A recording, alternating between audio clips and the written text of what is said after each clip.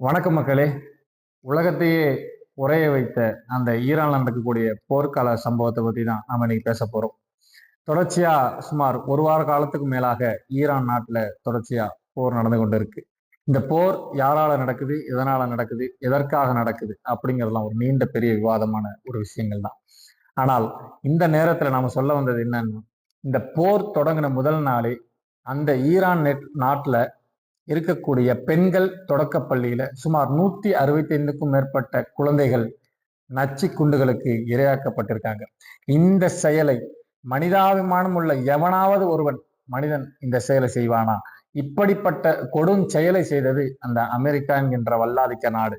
அந்த அமெரிக்கா வல்லாதிக்க நாடிடம் கேட்ட பொழுது அந்த அதிபர் சொல்கிறார், இதற்கும் எங்களுக்கும் எந்த விதமான சம்பந்தமும் இல்லை. அந்த போரை, அந்த தாக்குதலை நடத்தியதே ஈரான் தான் என்று சொன்னார். ஆனால் ஈரானுடைய அதிபர் அதற்கு மறுப்பு தெரிவித்திருக்கிறார்.